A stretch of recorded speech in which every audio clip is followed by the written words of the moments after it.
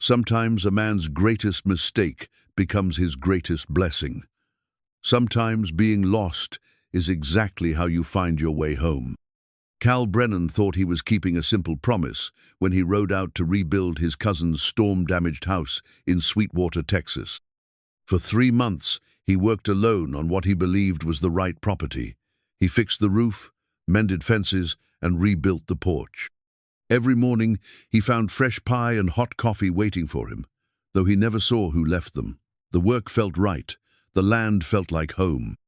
Then one morning, Margaret Dell stepped onto the porch he'd just finished. The silver-haired widow didn't scream or get angry. She just looked at this stranger who'd been fixing her broken world and whispered, "I prayed for this." Cal had rebuilt the wrong house entirely.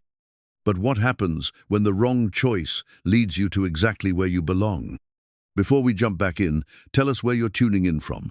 And if this story touches you, make sure you're subscribed, because tomorrow I've saved something extra special for you. The letter had arrived 3 months ago, written in Tommy's familiar scrawl across lined paper that looked like it came from a child's school tablet.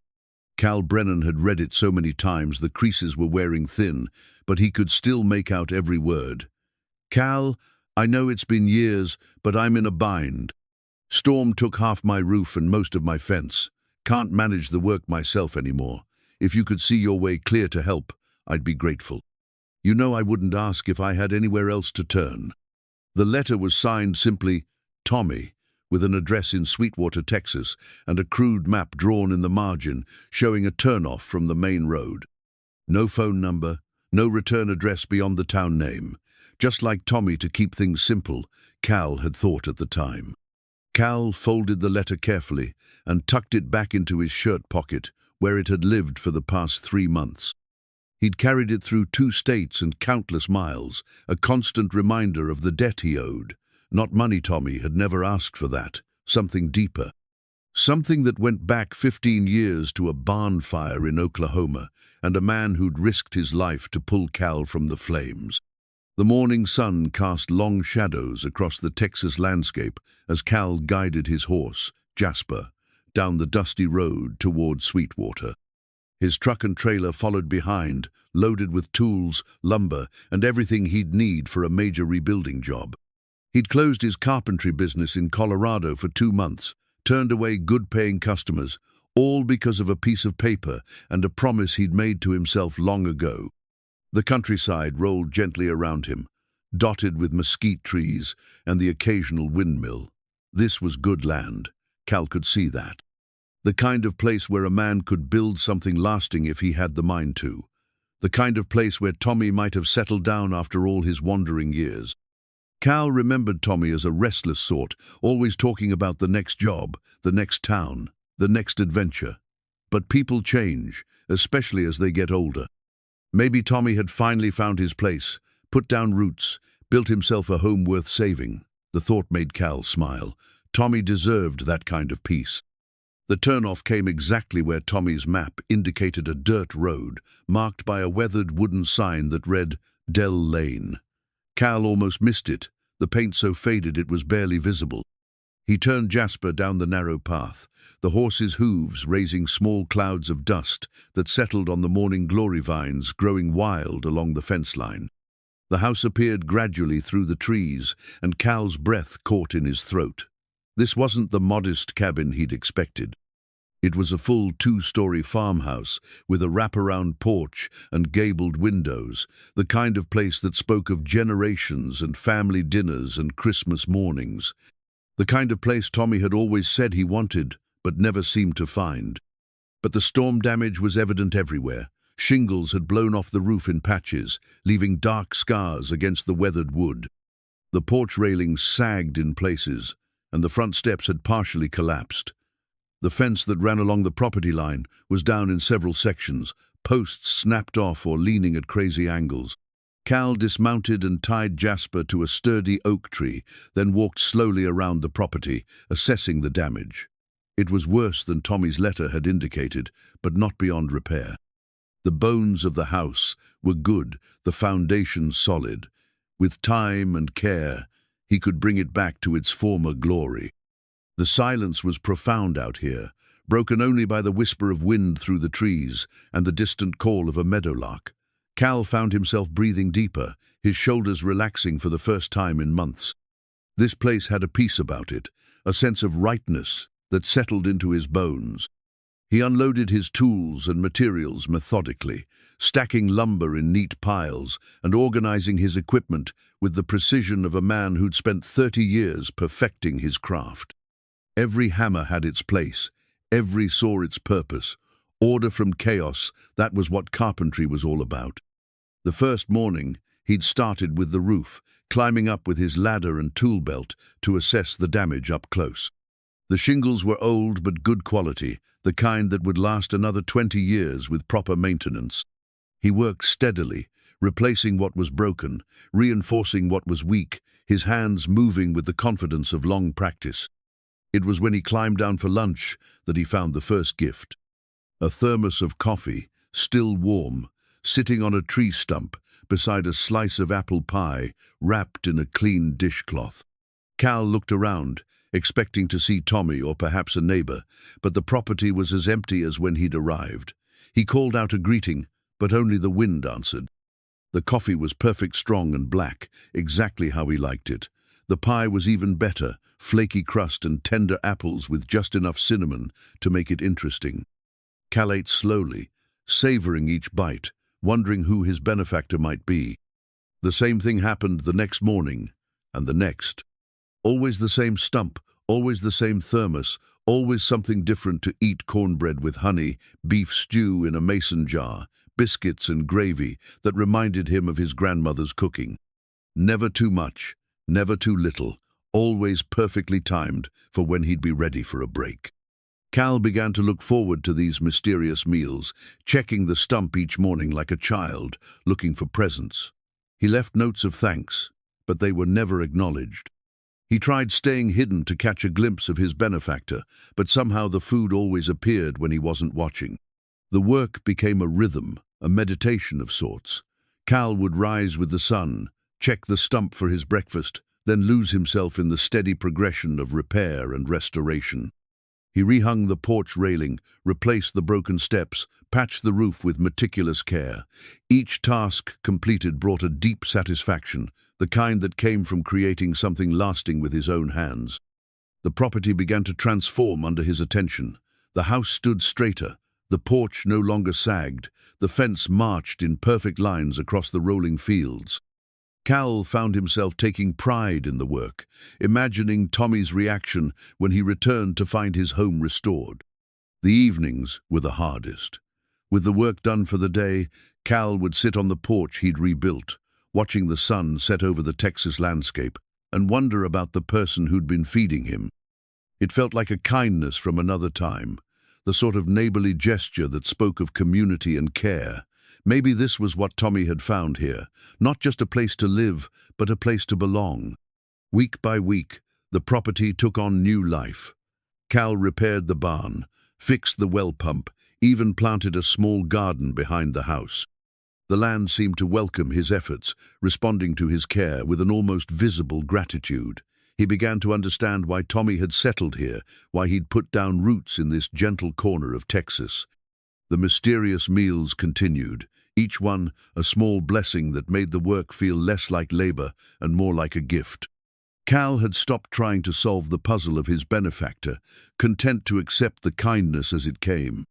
In his experience, the best gifts in life often arrived without explanation, and wisdom lay in gratitude rather than investigation. 3 months passed like this, each day bringing the property closer to its former glory. Cal had never worked on a project that felt so right, so perfectly suited to his skills and temperament.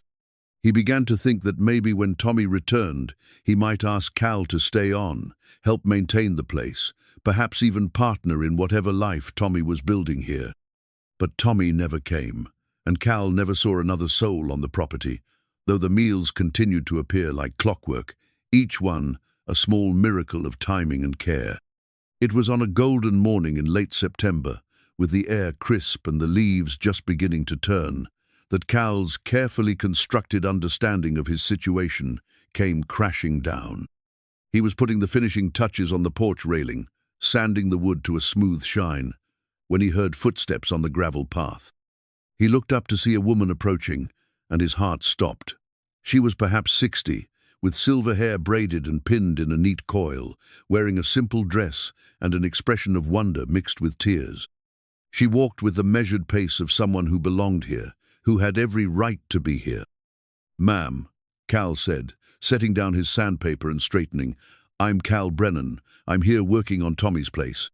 The woman stopped at the foot of the porch steps, looking up at him with eyes that seemed to hold both sorrow and joy. When she spoke, her voice was barely above a whisper. "I prayed for this," she said, and Cal felt the world shift beneath his feet. Margaret Dell stood at the bottom of the porch steps, her fingers twisted around a simple gold wedding band that caught the morning light. She'd worn that ring for 37 years, through good times and lean, through the birth of dreams and the death of her beloved husband. Even now, 2 years after William's passing, she couldn't bring herself to remove it. It was her anchor, her reminder that love once lived here, that this place had been a home filled with laughter and hope. "Ma'am," the stranger said again, his voice gentle but uncertain, "I think there might be some confusion. I'm here to work on Tommy Brennan's property." Margaret looked up at the man who had transformed her world without knowing it. He was tall and lean, with work-roughened hands and kind eyes that reflected genuine concern. His clothes were simple worn jeans, a flannel shirt, boots that had seen honest labor. Everything about him spoke of competence and integrity, the sort of man William would have liked immediately. "I'm Margaret Dell," she said, her voice stronger now. "This is my home." She watched the color drain from his face, saw him grip the porch railing he'd so carefully restored. For a moment, neither of them spoke. A meadowlark called from somewhere in the distance, and the wind rustled through the leaves of the oak tree where his horse stood patiently waiting. "Your home," Cal repeated, the words coming out flat and disbelieving. "But the sign, Dell Lane, I thought." "My husband's name was William Dell," Margaret said gently. "We've lived here for 23 years, built most of it ourselves, before the children grew up and moved away." Cal sat down heavily on the porch steps, his head in his hands. "I've made a terrible mistake. I thought this was my cousin's place, Tommy Brennan. He wrote to me, asked for help, rebuilding after a storm. The address, the map he drew. He pulled the worn letter from his pocket, staring at it as if it might somehow explain how he'd gone so wrong." Margaret stepped closer, studying the paper in his hands. Her expression softened as she read the simple words, saw the crude map with its uncertain lines. "There's a Brennan place about 3 miles north of here," she said quietly. "Old homestead that's been empty for years. I heard someone had bought it recently, but I never met him." "3 months," Cal said, his voice hollow. "I've been working on your property for 3 months, taking your food, using your resources." "Lord, ma'am, I'm so sorry. I'll gather my things and go. I'll find a way to make this right, pay you for the materials, the work." "Stop," Margaret said, and there was something in her voice that made him look up. She was smiling now, tears streaming down her cheeks. "Don't you understand? I prayed for this." Cal stared at her, certain he'd misheard. "Ma'am?" Margaret sat down beside him on the steps, her movements careful and deliberate. "When William died 2 winters ago, I thought I'd have to sell this place. The roof was leaking, the porch was falling apart, and I couldn't manage the repairs myself. I'm a school teacher, Mr. Brennan, not a carpenter. I prayed every night for an answer, for help, for some way to keep the home we'd built together." She gestured toward the restored porch, the straight fence lines, the solid roof above their heads. "Every morning I watched you work. I saw how carefully you treated everything, how much pride you took in doing things right. I left you food because you were an answer to prayer, whether you knew it or not." Cal shook his head slowly. "But I was supposed to be helping Tommy.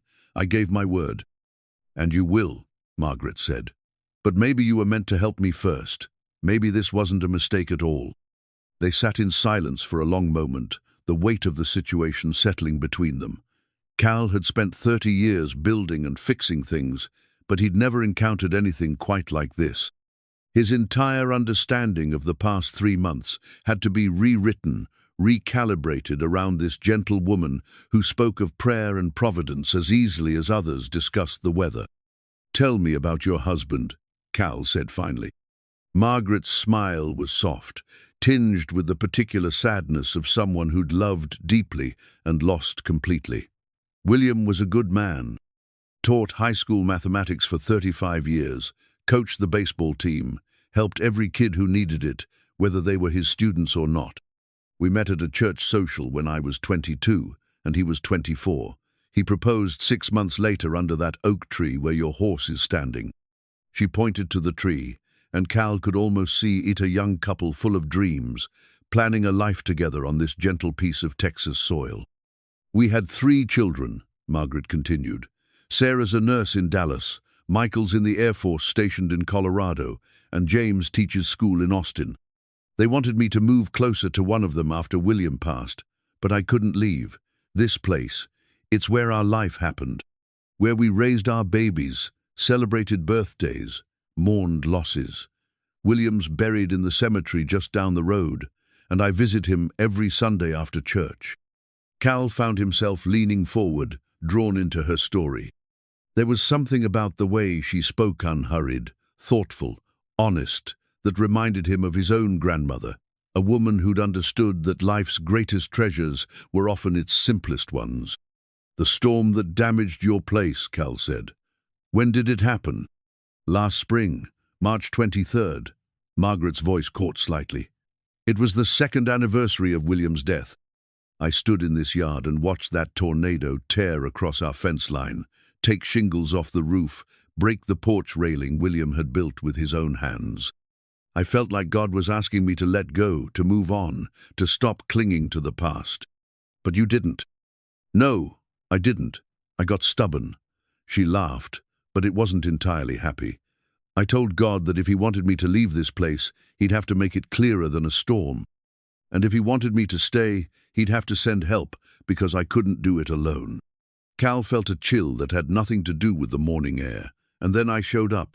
3 weeks later, a strange man with tools and lumber, and an obvious knowledge of what needed doing.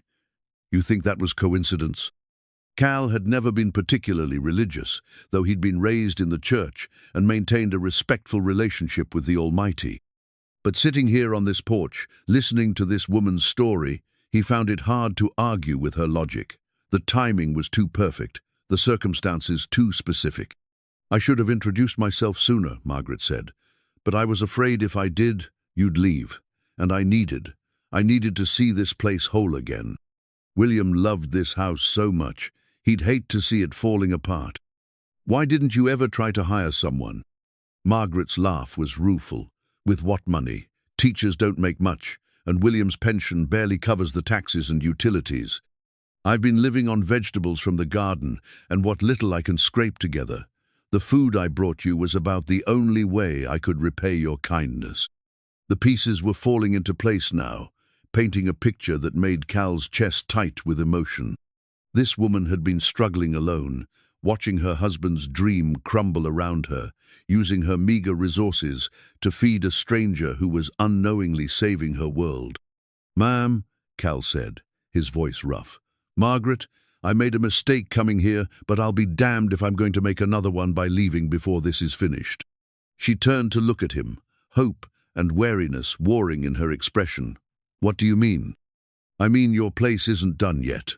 The barn needs work, the well pump sounds like it's on its last legs, and that back fence line won't hold through another storm. I came here to help someone who once saved my life. Maybe I was just confused about who that someone was." Margaret's eyes filled with fresh tears. "I couldn't pay you what you're worth." "Did I ask you to?" They looked at each other for a long moment, two people who'd found themselves in an impossible situation that somehow felt perfectly right. Cal thought about Tommy's letter, about the debt he'd carried for 15 years, about the strange way life sometimes rearranged itself when you weren't paying attention. "There's something else," Margaret said quietly, "something I should tell you." Cal waited, sensing that whatever came next would change things again. "I know your cousin, Tommy Brennan. He came by here about a month ago, looking for someone. Said his cousin was supposed to be helping him, but he couldn't find him anywhere. Nice man. We had coffee and talked for an hour. Cal's world tilted again. He was looking for me? I think so, but I didn't know you were here working on my place. I thought you might be camping somewhere or staying in town. If I'd known. She trailed off, shaking her head. What did you tell him? That I hadn't seen anyone matching your description, which was true in a way. I'd seen you working, but we'd never actually met. Margaret smiled ruefully. He said he'd keep looking, that family was important and he wasn't going to give up. Cal closed his eyes, imagining Tommy searching for him while he worked contentedly 3 miles away. The irony was almost too much to bear. I have to find him, Cal said. I have to explain. Yes, Margaret agreed. But not today. Today, you need to process what's happened here, and I need to thank you properly for what you've done. She stood and smoothed her dress, every movement graceful and deliberate. Would you like to come inside for coffee? Real coffee, not the thermos kind. I think we have a lot to talk about. Cal looked up at this remarkable woman who spoke of prayer and providence as naturally as breathing, who'd been feeding a stranger for 3 months while struggling to keep her own world together. Her simple gold wedding band caught the light again, a reminder of love and loss and the courage it took to keep going. Yes, ma'am, he said, rising to follow her. I think we do. The inside of Margaret's house was like stepping into a warm embrace. Cal followed her through the front door, his boots quiet on polished hardwood floors that showed the care of decades. The living room was modest but inviting, with a stone fireplace, hand-quilted Afghans draped over a well-worn sofa, and bookshelves that reached from floor to ceiling. Everywhere he looked, Cal saw evidence of a life well-lived, family photographs, children's artwork framed and treasured, a small wooden cross hanging by the window. The cross drew his attention immediately. It was simple, hand-carved from what looked like mesquite, with gentle curves that spoke of patient craftsmanship. Something about it seemed familiar, though Cal couldn't place why. William made that, Margaret said, noticing his gaze. It was one of the first things he carved after we moved here. He said every home needed a reminder of what was truly important. Cal nodded, understanding the sentiment. His own faith was quiet, personal, but he'd always believed that good work was a form of prayer, that building something lasting was its own kind of worship. The kitchen was the heart of the house, with yellow walls that caught the morning light and made everything glow. A round oak table sat beneath a window that looked out over the garden Cal had tended during his work here. The sight of the neat rows of vegetables, the careful spacing, the gentle slope he'd created for proper drainage, filled him with an unexpected pride. Sit, Margaret said, gesturing to one of the chairs. Coffee's already made. She moved around the kitchen with the efficiency of someone who'd prepared thousands of meals in this space. Cal watched her pour coffee into mismatched mugs, slice fresh bread, arrange everything on a plate with the unconscious grace of a woman who understood that hospitality was an art form. This is beautiful, Cal said, accepting his coffee. It was perfect. Of course, she'd been watching him long enough to know exactly how he liked it. William and I designed it together, Margaret said, settling across from him. Took us 3 years to get it exactly right. He was very particular about the details. He sounds like a good man. The best. Margaret's smile was soft with memory. He had this way of making everything feel possible. When we first bought this land, it was nothing but scrub brush and dreams. People thought we were crazy, moving out here with 2 babies and barely enough money for materials. But William said, if you could see it, you could build it. Cal sipped his coffee and looked around the kitchen again, seeing it now through different eyes. This wasn't just a room, it was a testament to partnership, to shared vision, to the kind of love that built lasting things. How long were you married? He asked. 37 years. We were babies when we started, really. I was 23 when Sarah was born, barely knew how to boil water properly. William taught me to cook. Can you believe that? Said his mother had raised him right, and he wasn't about to starve just because he'd married a city girl who thought meals came from restaurants. She laughed, and Cal found himself smiling in response. There was something infectious about her warmth, her ability to find joy in memories even tinged with loss. "What about you?" Margaret asked. "Ever been married?" Cal shook his head. "Came close once, about 10 years ago. But she wanted city life, regular hours, a man who came home at 5:30 every day with clean hands. I wanted to build cabins in the mountains and work with my hands until they put me in the ground. We figured out pretty quick we weren't meant for each other." "No regrets?" Cal considered the question seriously. "Some, but I've learned that regret's just another way of saying you wish you were someone else. I am who I am, and my work is good work. That has to be enough." Margaret studied him over her coffee cup, her expression thoughtful. "William used to say that God made some people to settle down and some to wander, and both kinds were necessary. Maybe you just haven't found your reason to stay put yet." "Maybe not." Cal found himself wondering what it would be like to sit at this table every morning, to have someone who knew how he liked his coffee, to build a life instead of just houses. The thought was both appealing and terrifying. They talked easily after that, the conversation flowing like water, finding its natural course. Margaret told him about her years teaching 3rd grade, about the children who'd touched her heart and the parents who'd become lifelong friends.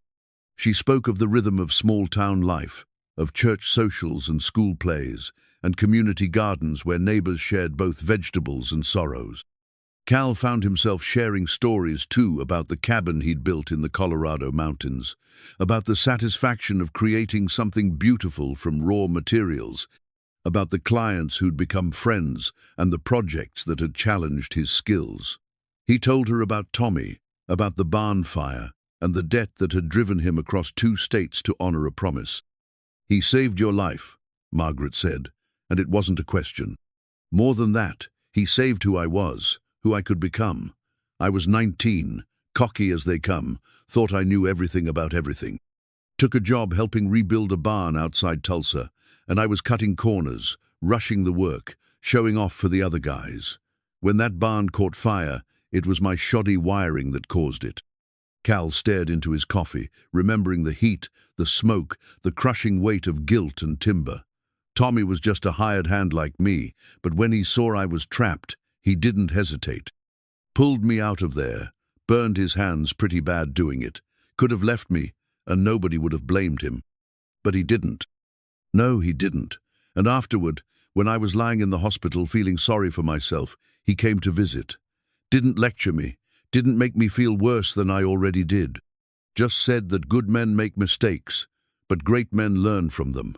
Told me I had it in me to be great if I wanted it bad enough.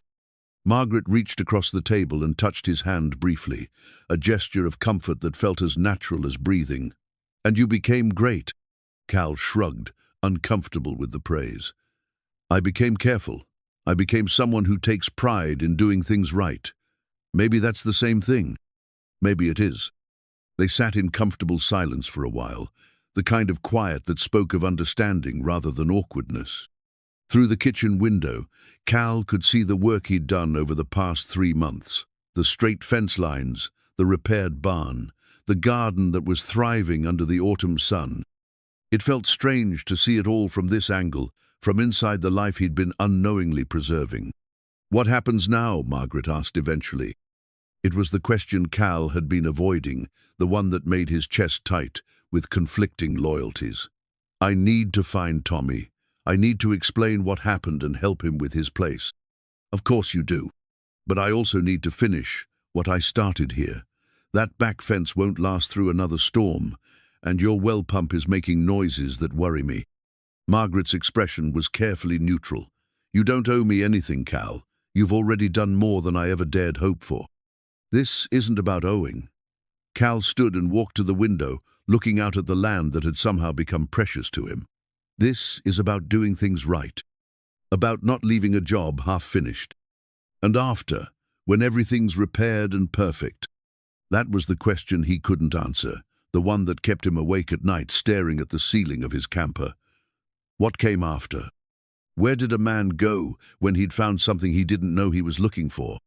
"I don't know," he said honestly. "I've never been good at staying in one place." Maybe you've never had the right reason before. Cal turned to look at her, this remarkable woman who spoke of faith and providence with such quiet certainty. She was watching him with those kind eyes, not pushing, not demanding, just offering the possibility that maybe, just maybe, some mistakes were actually miracles in disguise. "Tell me about the children," Cal said, changing the subject to safer ground. "Tell me about the life you and William built here." And Margaret did, her voice warm with memory and love, painting pictures of birthday parties and Christmas mornings, of scraped knees kissed better, and bedtime stories read by lamplight. She spoke of the rhythms of family life, of the way a house became a home through countless small moments of connection and care. Cal listened and found himself imagining what it might be like to be part of such a life, to have roots that went deeper than the next job, the next project, the next horizon. The thought both thrilled and terrified him, like standing at the edge of a cliff and realizing you wanted to jump but weren't sure you could fly.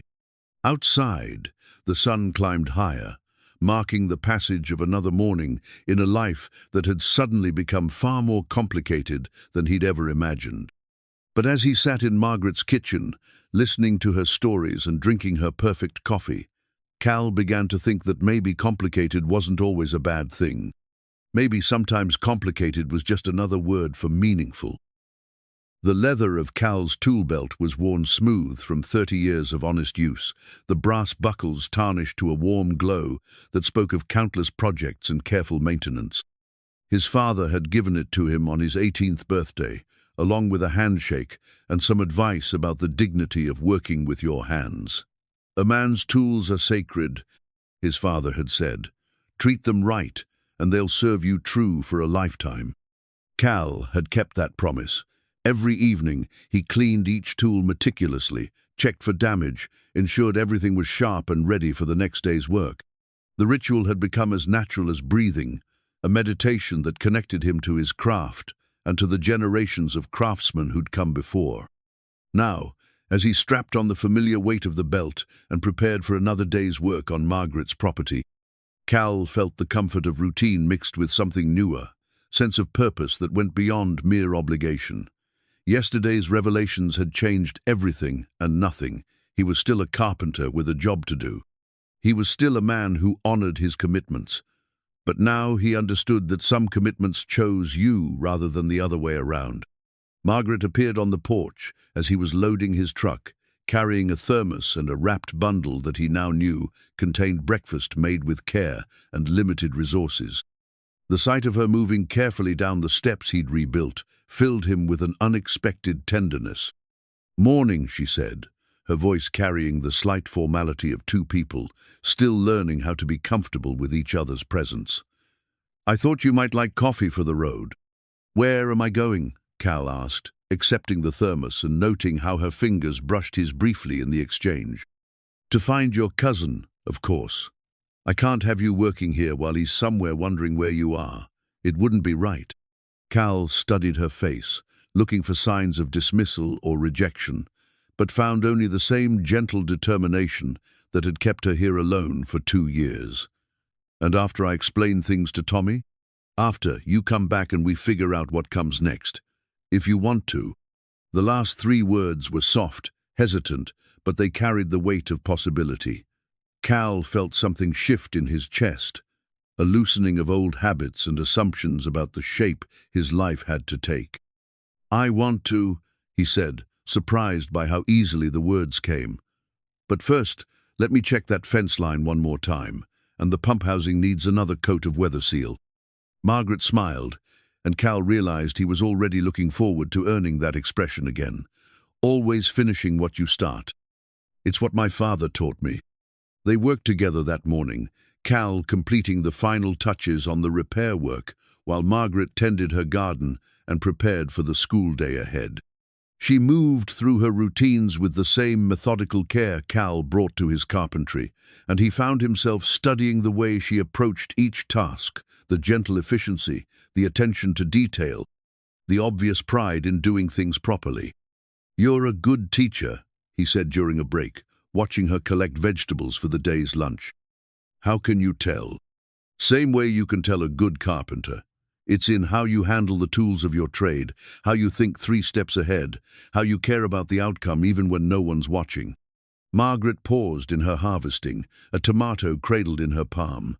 I've been teaching for 38 years. Started when Sarah was just a baby, needed the income while William was getting established.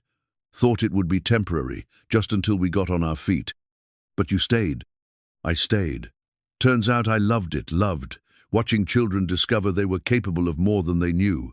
Loved being part of the moment when confusion turned to understanding. Every September brought new faces, new challenges, new chances to make a difference. Cal could picture her in a classroom, patient and encouraging, the kind of teacher students remembered long after they'd forgotten the lessons. The kind who understood that education was about more than facts and figures. Do you miss it? Working, I mean. Margaret's expression grew complicated. I retired last spring, partly because of my age, but mostly because after William died, I couldn't concentrate the way children deserve. It didn't seem fair to give them less than my best. And now I'm not sure what comes next. For 38 years, my life had a rhythm summers here with William, school years with the children. Without either. She shrugged, letting the sentence hang unfinished. Cal understood that feeling, the sense of being unmoored when familiar patterns shifted. He'd felt it himself recently, watching other craftsmen his age talk about retirement and grandchildren, while he remained focused on the next project, the next horizon. Maybe the rhythm changes, but the song keeps playing, he said. Margaret looked at him with something like surprise, as if he'd said something unexpectedly profound. That's beautiful. Did you read that somewhere? No, ma'am, just something that occurred to me. They finished their morning tasks in companionable silence, each lost in their own thoughts about change and possibility and the unexpected ways life rearranged itself. Cal completed his final inspection of the property, checking every repair he'd made over the past 3 months, ensuring everything was solid and secure. The work was good. Better than good, it was the kind of craftsmanship that would last decades, that would weather storms and seasons and still stand strong. Cal felt the deep satisfaction that came from creating something permanent, something that would outlast him. It's time, Margaret said as the morning sun climbed higher. Tommy's been waiting long enough. Cal nodded, though part of him wanted to find more work to do, more reasons to delay the conversation that would determine the shape of his future. Will you be here when I get back? Where else would I be? He climbed into his truck, Jasper loaded in the trailer behind, and started the engine. Margaret stood on the porch he'd rebuilt, one hand resting on the railing he'd fashioned with such care. And for a moment, Cal saw the future laid out like a blueprint, mornings like this one, work shared and appreciated, the possibility of building something more lasting than houses. The drive to Tommy's actual property took 20 minutes on winding back roads that revealed the beauty of Texas hill country in autumn. The land rolled gently between limestone outcroppings and stands of oak and mesquite, dotted with wildflowers that painted splashes of color against the golden grass. Tommy's place, when Cal finally found it, was everything Margaret's was not. The house was small and simple, more cabin than homestead, with a metal roof and cedar siding that had weathered to silver gray. The storm damage was evident, but not catastrophic, missing shingles, a sagging porch, fence posts that needed replacement. It was work Cal could complete in 2 weeks, maybe 3. Good work, necessary work, but nothing like the comprehensive restoration he'd undertaken at Margaret's place. As he climbed down from his truck, Cal felt the strange disconnect between the job he'd expected and the life he'd accidentally begun building elsewhere. Tommy emerged from the house before Cal had finished unloading, and the years fell away like shed skin. He was older, grayer, carrying himself with the careful movements of a man whose body had absorbed decades of hard labor, but his smile was exactly the same, wide and genuine and full of welcome. "Cal Brennan, you son of a gun," Tommy called, crossing the yard in quick strides. "I've been looking everywhere for you." They embraced like the old friends they were, and Cal felt the weight of 15 years of gratitude settle into place. This was why he'd come to Texas, why he'd loaded his truck and driven across 2 states. This man had saved his life and asked for nothing in return. "I'm sorry, Tommy," Cal said, stepping back to look at his cousin properly. "I'm afraid I made a mistake that's going to take some explaining." Tommy's weathered face creased into a grin. "Well then, let's get some coffee brewing and you can tell me all about it. I've got time, and I'm betting you've got a story worth hearing." As they walked toward the house, Cal found himself thinking about tool belts and wedding rings, about the things we carry that define us and connect us to what matters most. He'd come here to honor a debt, but somewhere along the way he'd discovered that some debts could only be paid forward, that some mistakes were actually miracles wearing work clothes. The morning sun climbed higher over the Texas hills, and Cal prepared to explain how getting lost had helped him find exactly where he belonged. The pressed wildflower bookmark was tucked inside Margaret's well-worn copy of Jane Eyre, marking the page where she'd stopped reading the night William died. She'd pressed the flowers, herself bluebonnets and Indian paintbrush, from the field behind their house, between wax paper and heavy books, preserving their delicate beauty the way she'd tried to preserve every precious moment of their life together. William had given her those flowers on their last Valentine's Day, picked them himself, despite the February chill, because store-bought roses seemed too ordinary for a love that had weathered 37 years of ordinary days, made extraordinary by sharing them. She'd kept the bookmark exactly where he'd placed it when he kissed her goodnight that final time, unable to continue the story without him, unwilling to close the book on what they'd shared. Now, 3 days after Cal's visit to Tommy's place, Margaret sat at her kitchen table with the book open before her, finally ready to turn the page. Something about Cal's presence in her life had given her permission to move forward, to honor William's memory by continuing to live rather than simply existing in the spaces he'd left behind. The conversation with Cal had gone well, according to the brief phone call he'd made from Tommy's place. His cousin had been understanding about the mix-up, even amused by the story of divine intervention and answered prayers. More importantly, Tommy's repairs would only take a few weeks' manageable work that Cal could complete while still honoring his commitment to help Margaret settle into whatever came next. That phrase, "whatever came next," had been echoing in Margaret's mind for days. For 2 years, she'd lived in a kind of suspended animation, maintaining routines that no longer served their original purpose, holding on to a life that existed now only in memory. But Cal's accidental arrival had forced her to imagine a future that might include more than just solitary survival. The knock at her door came just after lunch, interrupting her thoughts about Jane Eyre and second chances. Margaret opened it to find Evelyn Harper, her closest friend and fellow retired teacher, standing on the porch with a covered dish and the expression of someone who had questions that needed answers. "Evelyn," Margaret said, stepping aside to let her friend enter. "What a lovely surprise." "Don't you lovely surprise me, Margaret Dell," Evelyn said, setting her casserole dish on the kitchen counter with perhaps more force than necessary. "Half the town is talking about the mysterious man who's been fixing up your place, and you haven't said a word to me about it." Margaret poured coffee for both of them, using the time to consider her response. Evelyn had been her friend for 25 years, had helped her through William's illness and death, had earned the right to honesty, even when honesty was complicated. "His name is Cal Brennan," Margaret said, settling across from her friend. "He's a carpenter from Colorado who came here to help his cousin and ended up working on my place by mistake." By mistake. Evelyn's tone suggested she found this explanation insufficient. "Margaret, the man has been here for 3 months. That's a pretty significant mistake." "It's complicated." "I should hope so. Simple mistakes don't usually result in complete property renovations." Evelyn leaned forward, her expression softening. "Honey, I'm not judging. I'm just concerned.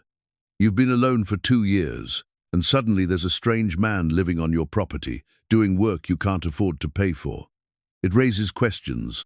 Margaret understood her friend's concern, appreciated it even.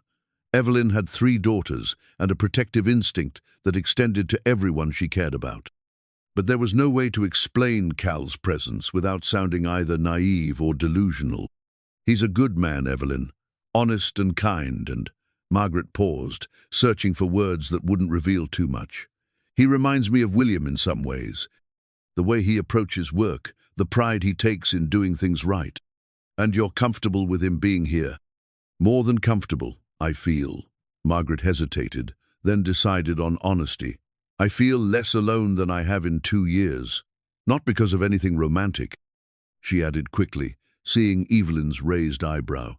Just because it's nice to have someone around who understands the value of taking care of things properly. Evelyn studied her for a long moment, the way teachers learned to read between the lines of what students said and what they meant. You like him. It wasn't a question, and Margaret saw no point in denying it. I do. He's easy to talk to, doesn't treat me like I'm made of glass, doesn't assume I need rescuing just because I'm a widow living alone. But nothing. Or everything. I don't know. Margaret traced the rim of her coffee cup, organizing her thoughts. I haven't thought about caring for someone new. Since William died, it feels disloyal somehow. Oh, honey. Evelyn reached across the table to squeeze Margaret's hand. William wouldn't want you to stop living. You know that, right? Margaret did know it, intellectually. William had been generous with his love, secure in their relationship, confident enough to joke about the line of widowers who would inevitably come calling after his death. Promise me you won't marry the first old fool who brings you flowers, he'd said, during one of his final lucid moments. Make them work for it a little. It's not about what William would want, Margaret said quietly. It's about whether I'm ready to risk my heart again, whether I have anything left to offer someone like Cal. Someone like Cal. Someone younger, more vital with options. Someone who could build a life anywhere he chooses, instead of settling for a widow with grown children and more memories than future. Evelyn was quiet for a moment, considering. How much younger? Maybe 10 years. Not much, really, but enough to matter when you're talking about the years we have left. Margaret Dell, you're 62 years old, not 92. You've got plenty of good years ahead of you, and any man with sense would consider himself lucky to share them. Before Margaret could respond, they heard the sound of a truck turning into the driveway. Through the kitchen window, they watched Cal climb down from the cab, his movements economical and purposeful. He'd been working at Tommy's place since dawn, but he looked as fresh and focused as if he were just starting his day. That's him? Evelyn asked, and something in her tone made Margaret look at her sharply. Yes, that's Cal. Why? Because, honey, that man is looking at your house like it's home, and unless I'm very much mistaken, he's about to look at you the same way. Margaret felt her cheeks warm as Cal approached the porch, his tool belt slung over his shoulder and a small bouquet of wildflowers in his hand. The flowers were nothing fancy, just whatever he'd found growing wild along the roadside, but the gesture was so unexpected, so sweetly thoughtful, that Margaret felt her careful defenses begin to crumble. Ladies, Cal said, touching the brim of his hat as he stepped onto the porch. Hope I'm not interrupting anything important. Not at all, Margaret said, rising to let him in. Cal, I'd like you to meet my friend Evelyn Harper. Evelyn, this is Cal Brennan. Cal set down his tool belt and extended his hand to Evelyn with the same courtesy he'd shown Margaret from the beginning. Ma'am, pleasure to meet you. Evelyn shook his hand, and Margaret could practically see her friend's assessment taking place, the firm handshake, the direct eye contact, the respectful manner that suggested good upbringing and genuine character. These are for you, Cal said, offering the wildflowers to Margaret. Saw them growing by Tommy's fence line and thought they might brighten up your kitchen. Margaret accepted the flowers, inhaling their sweet fragrance and feeling something flutter in her chest that she'd thought was gone forever. They're beautiful. Thank you. How's the work progressing at your cousin's place? Evelyn asked, settling back into her chair with the air of someone who intended to conduct a thorough interview. Good progress, Cal said, accepting Margaret's offer of coffee. Should have everything wrapped up within the week. Tommy's place needed work, but nothing like what this lady had going on here. He gestured around Margaret's kitchen with obvious pride. This was a real restoration project. Margaret tells me you're from Colorado, originally. Yes, ma'am. Built my business there. Thought I'd spend my life in those mountains. But sometimes life has other plans. Margaret caught the subtle implication in his words and felt her pulse quicken. Was he saying what she thought he was saying? "And what are your plans now?" Evelyn continued, apparently determined to get to the heart of the matter. Cal glanced at Margaret, something soft and uncertain in his expression. "Well, that depends on a few things. Whether there's work for a carpenter in these parts, whether someone might need a partner in maintaining a place like this, whether I've worn out my welcome or found something worth staying for." The kitchen fell silent, except for the tick of the old clock on the wall and the distant sound of wind through the trees. Margaret felt the weight of possibility pressing against her ribs, making it hard to breathe normally. "I should probably get going," Evelyn said, rising with the satisfied expression of someone who'd learned exactly what she'd come to find out. "Thank you for the coffee, Margaret. Mr. Brennan, it was a pleasure meeting you." After Evelyn left, Margaret and Cal sat in the kind of silence that felt pregnant with unspoken possibilities. The wildflowers sat between them on the table, their simple beauty a reminder that the most precious gifts often came without elaborate packaging. "Your friend seems nice," Cal said finally. "She's protective, thinks I need looking after." "Do you?" Margaret considered the question seriously. "I thought I did. For 2 years, I felt like I was barely keeping my head above water, like everything was always one storm away from falling apart. But these past few weeks, working alongside you, watching you bring this place back to life, I feel stronger than I have in a long time." "That's all you, Margaret. I just fixed some boards and patched some holes. You're the one who held this place together when it mattered." "We held it together," she corrected gently. "Both of us, in our own ways." Cal reached across the table and touched her hand, his fingers warm and calloused from honest work. "I meant what I said to your friend, about finding something worth staying for."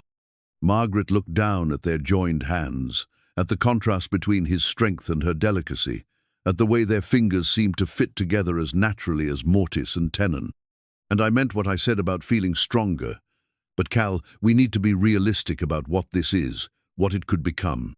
"What do you mean?" "I mean I'm a 62-year-old widow with grown children and a lifetime of memories that don't include you. You're a skilled craftsman who could build a life anywhere he chooses. Are you sure you want to tie yourself to someone like me?" Cal was quiet for a long moment, studying her face with the same careful attention he brought to his work. "Margaret, in 30 years of building things, I've learned that the best foundations aren't always the newest or the fanciest. Sometimes they're the ones that have weathered a few storms, that have proven they can hold up under pressure. Sometimes the most beautiful houses are the ones that have been lived in, that carry the warmth of all the love that's happened inside their walls." Margaret felt tears prick at the corners of her eyes. "That's either the most romantic thing anyone's ever said to me, or you're comparing me to old lumber."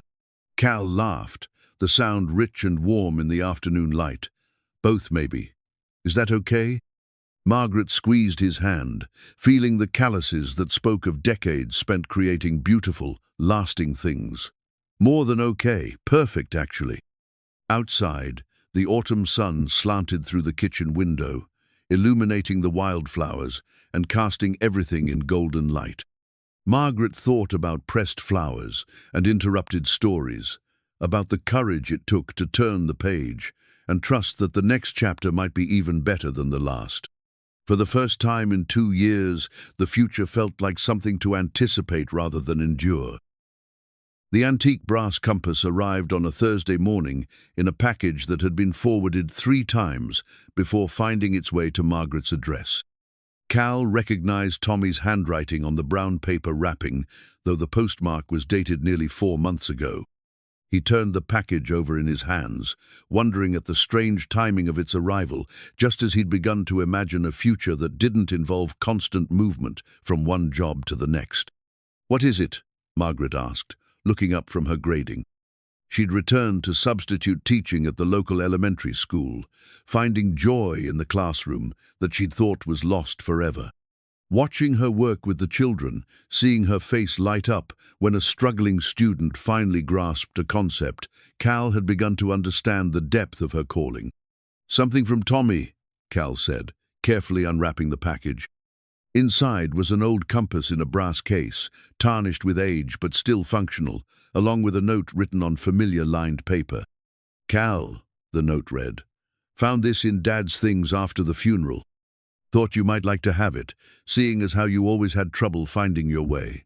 There was a smiley face drawn after the last sentence, typical Tommy humor, even in a moment of sentiment. "P.S. Hope you're still planning to help with the house. Could use your expertise." Cal held the compass in his palm, feeling its familiar weight. He remembered Tommy's father, Uncle Ray, who'd taught both boys to hunt and fish and find their way through thick timber using nothing but instinct and this very instrument. Ray had been the kind of man who understood that true direction came from inside, that a compass was just a tool to confirm what your heart already knew. "It's beautiful," Margaret said, leaning closer to examine the intricate engravings on the case. "And old. This must have meant a lot to your family." "Uncle Ray carried it through World War II, Cal said, running his thumb over the worn brass. "Used to tell us stories about navigating through French forests, finding his way back to Allied lines when his unit got separated. He said it never let him down, never pointed him wrong. And now it's yours." Cal nodded, though something about receiving the compass now felt like a message he wasn't sure he wanted to receive. For 30 years, he'd navigated by instinct and opportunity, following work from one state to another, never staying long enough to put down real roots. The compass seemed to suggest it was time to choose a direction and stick with it. "Tommy's house should be finished by the end of next week," Cal said, setting the compass on the kitchen table between them. After that, you'll need to decide where you belong." Margaret finished gently. They'd been dancing around this conversation for days, both of them aware that decisions were approaching like storm clouds on a clear horizon. Cal's work at Tommy's place was nearly complete good, solid repairs that would last for decades, but finishing that job would leave him at a crossroads he'd been avoiding for weeks. "I've been thinking about what you said," Cal continued, "about being realistic, about the differences between us." Margaret set down her red pen and gave him her full attention, the way she did when one of her students was working through a difficult problem. "I know I'm not what you planned for this stage of your life," Cal said. "I know a sensible woman would probably choose someone with more stability, more security, more certainty about the future." "Cal, let me finish, please." He picked up the compass again, watching the needle swing and settle. "I also know that I've never felt more at home anywhere than I do sitting at this table with you. I know that working on this place, seeing it come back to life under our care, has given me more satisfaction than any job I've ever taken. And I know that when I think about loading up my truck and driving away from here, something inside me rebels against the idea." Margaret reached across the table and covered his hand with hers. "What are you saying?" "I'm saying maybe it's time for me to stop wandering. Maybe I've found my true north."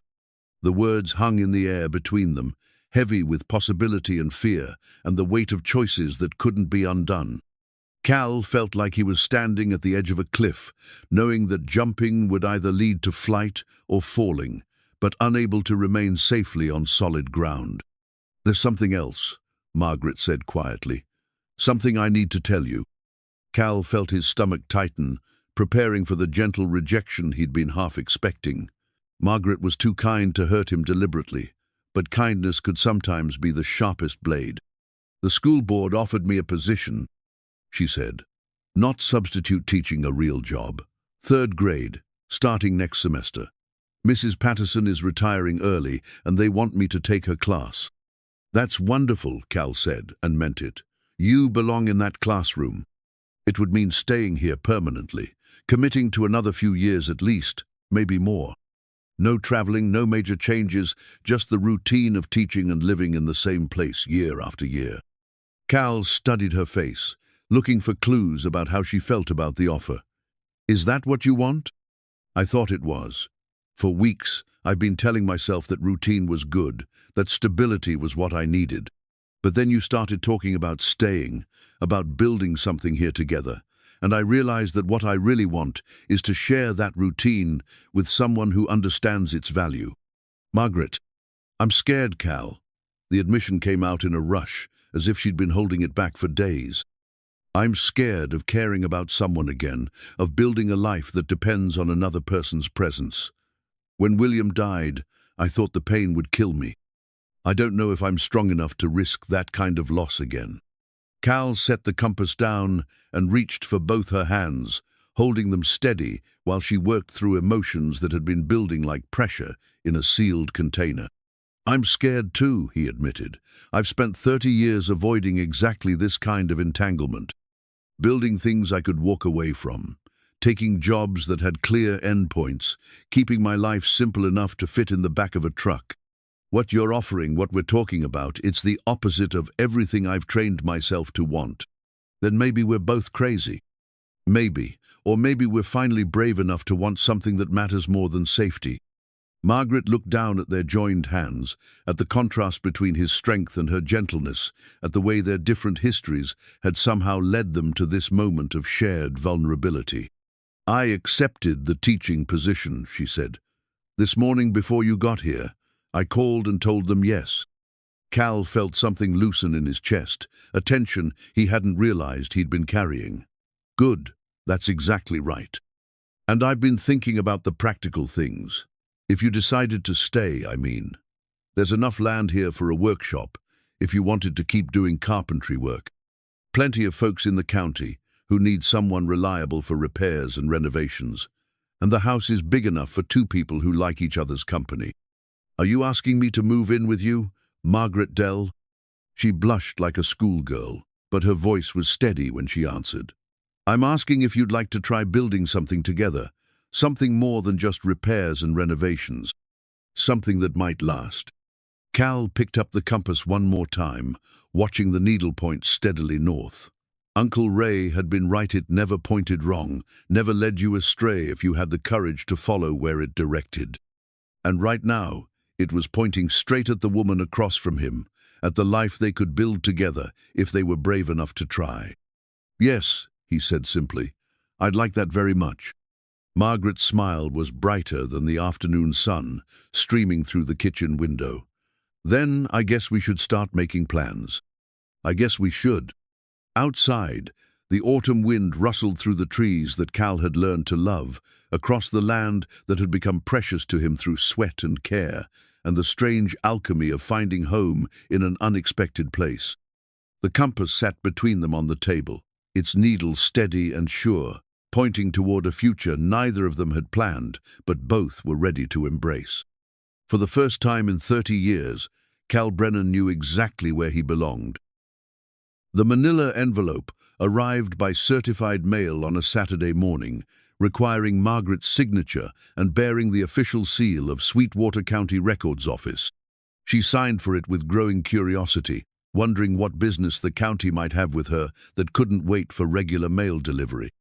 Cal was in the barn repairing a loose board in Jasper's stall. His voice a low murmur as he talked to the horse in the way she'd learned was his habit when working through complex problems. Inside the envelope were 2 official documents and a cover letter from the county clerk explaining that a recent survey had revealed an error in property boundary records dating back to the 1940s. Margaret read the letter twice before the implications began to sink in, then called for Cal with a voice that carried across the yard like a bell. "What is it?" Cal asked, jogging up from the barn with a screwdriver still in his hand. The concern in his voice was immediate. In the weeks they'd been growing closer, he'd learned to read the subtle changes in her expression. "Sit down," Margaret said, gesturing to the porch steps. "This is about property lines, about boundaries that apparently haven't been where we thought they were for the past 80 years. Cal settled beside her, close enough that their shoulders touched, a gesture of support that had become natural between them. "What kind of error?" Margaret spread the documents across her lap, pointing to the survey maps with their precise measurements and official seals. "According to this, my property and Tommy's property aren't separate parcels. They're connected. They always have been." "Connected how?" "The creek that runs between our places? It's not a property line. It's a natural feature that sits in the middle of what should be a single, large parcel.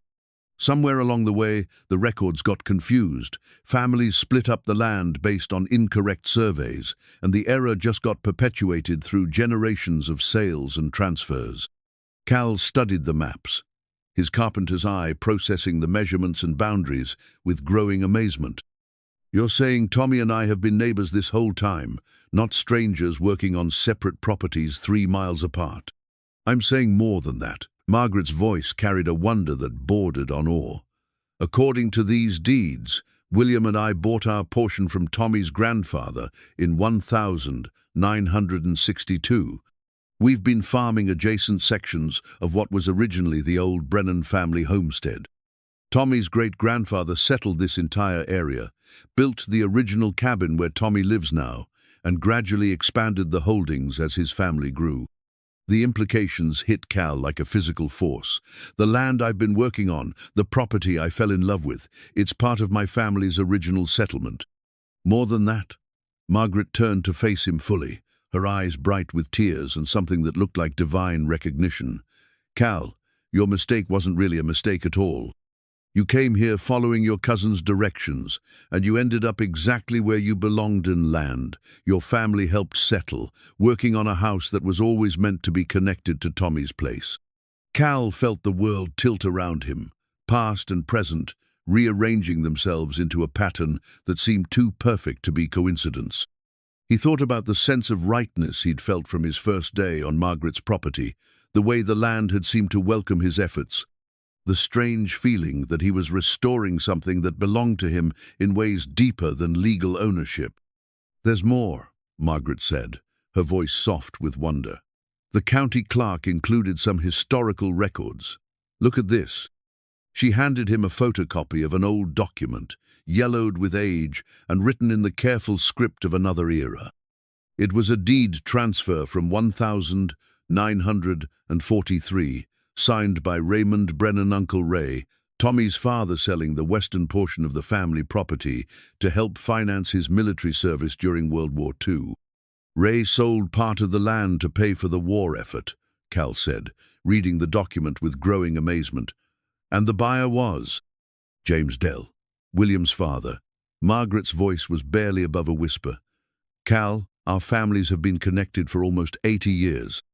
When William and I bought this place, we were buying it back from the family that had helped Ray when he needed it most."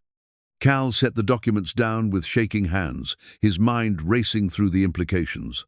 "So, when I got confused about the address, when I ended up working on your place instead of Tommy's, you ended up restoring the original family property. You ended up exactly where your great-uncle intended you to be when he made the sacrifice that allowed our families to become intertwined." They sat in silence for a long moment, each processing the magnitude of what they'd discovered. The autumn morning was crisp and clear, with the kind of light that made everything seem possible, and Cal felt like he was seeing his entire life from a new perspective. "William knew," Margaret said suddenly. "He had to know. He was always interested in local history, always researching the families who'd settled this area. When we bought the land, he said it felt like coming home, like we were meant to be here." "And he never told you about the Brennan connection?" "If he knew, he never mentioned it. But William believed in letting people discover things in their own time, in their own way. He would have considered this kind of revelation a gift that needed to be unwrapped slowly." Cal picked up Uncle Ray's compass, which he'd taken to carrying in his pocket like a talisman. The brass was warm from his body heat, and the needle swung steadily north, pointing toward a future that suddenly made perfect sense. "Tommy needs to see this," Cal said. "He needs to know that his grandfather's land is whole again, that the circle is complete." "Yes, he does. But first, I need to ask you something important." Cal turned to face her fully, reading the seriousness in her expression. "With these new property lines, with the knowledge of how our families are connected, everything changes," Margaret said. "This isn't just about two people deciding to build a life together anymore. This is about healing something that was broken decades ago, about honoring the sacrifices and connections that brought us to this moment." "What are you asking?" "I'm asking if you understand that this isn't just love we're talking about anymore. This is legacy. This is about creating something that honors both our histories while building toward a future that neither of us could have imagined alone. Cal thought about the compass in his hand, about Uncle Ray navigating through foreign forests with nothing but courage and determination. He thought about William Dell working this same soil, building a life with the woman Cal had come to love, creating the foundation that would eventually support Cal's own happiness. "Margaret," he said, his voice steady with certainty, "I think our families have been waiting 80 years for us to figure this out. I think every choice, every sacrifice, every moment of joy and sorrow has been leading to this morning, to these documents, to the moment when we finally understand that some things are bigger than coincidence." Margaret's smile was radiant, transforming her face with a joy that seemed to emanate from somewhere deeper than happiness. "So you're saying—" "I'm saying let's go tell Tommy that his cousin found his way home, and that home turns out to be bigger and more beautiful than any of us ever imagined." They stood together on the porch that Cal had rebuilt with such care, looking out over land that had been waiting decades for this moment of recognition and reunion. The morning sun cast everything in golden light, and Cal could almost see the generations of families who'd worked this soil, who'd loved and lost and built and rebuilt until the pattern was complete. In his pocket, Uncle Ray's compass pointed steadily north toward Tommy's house, and the conversation that would begin the next chapter of a story that had been writing itself for nearly a century. Some paths led away from home, Cal realized, but the truest ones led back to where you belonged, to the people and places that had been waiting for you all along. The deed papers rustled in the morning breeze, legal documents that told the story of sacrifice and love, of families separated by necessity and reunited by providence. Margaret took Cal's hand, and together they began walking toward Tommy's place, toward the conversation that would heal old wounds and begin new traditions. Behind them, the house stood solid and beautiful in the morning light, every board and shingle a testament to the power of love to restore what time and circumstance had damaged. It was no longer just Margaret's house or the place where Cal had found unexpected purpose. It was home, in the truest and most complete sense of the word, waiting for the family that was finally ready to claim it. Cal's hands trembled slightly as he worked on the letter, writing and rewriting the words that would either bind him to the most important decision of his life or reveal him as a man who'd mistaken gratitude for love, providence for wishful thinking. The paper was cream-colored stationery he'd bought in town, nothing fancy but substantial enough to convey the weight of what he wanted to say. He'd been working on it for 3 days, crafting sentences in his head while completing the final repairs at Tommy's place, discarding draft after draft until the words finally felt worthy of the woman who'd changed everything about how he understood home. The revelation about the connected properties had shifted something fundamental between him and Margaret, transforming their growing affection into something that felt both destined and deeply practical. They weren't just two lonely people finding comfort in each other's company anymore. They were the inheritors of a story that had been waiting decades for its proper conclusion. Tommy had received the news about the property boundaries with characteristic humor and grace, laughing at the cosmic joke that had led his wandering cousin to end up exactly where he belonged. "Ray always said the land would call its people home when the time was right," Tommy had said, studying the old deeds with wonder. "Guess he was talking about you, Cal." But it was Margaret's reaction that had convinced Cal to move beyond the careful courtship they'd been conducting and towards something that would honor both the magnitude of what they'd discovered and the genuine feelings that had been growing between them.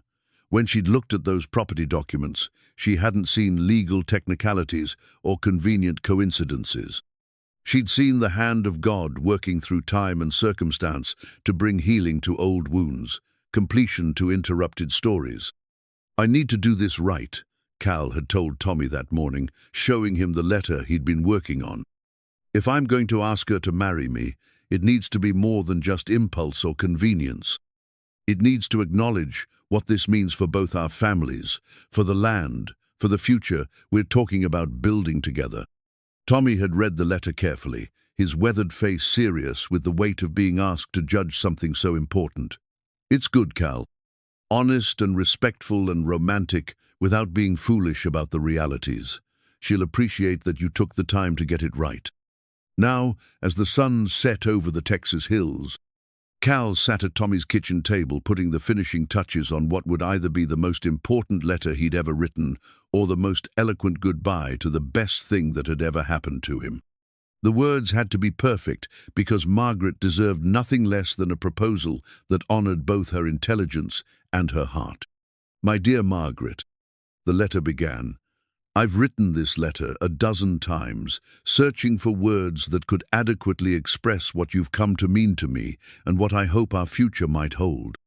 I'm not a man who's ever been comfortable with fancy speeches or elaborate gestures, so I'll try to say this as plainly and honestly as I can. When I came to Texas 3 months ago, I thought I was keeping a simple promise to help a cousin rebuild after a storm. I had no idea I was actually answering prayers I didn't know had been spoken, or that I was being called home to a place I'd never seen but somehow always belonged to. Finding you, falling in love with you, discovering the connections between our families, none of this feels like coincidence anymore. It feels like a story that was always meant to have this ending. I know I'm not what you planned for this stage of your life. I know a woman as wise and independent as you could have her choice of companions, men with more security, more certainty, more conventional offers of comfort and stability. But I also know that what we've built together these past months has been something rare and pursues a partnership based on mutual respect, shared values, and the kind of love that grows stronger through working side by side toward common goals.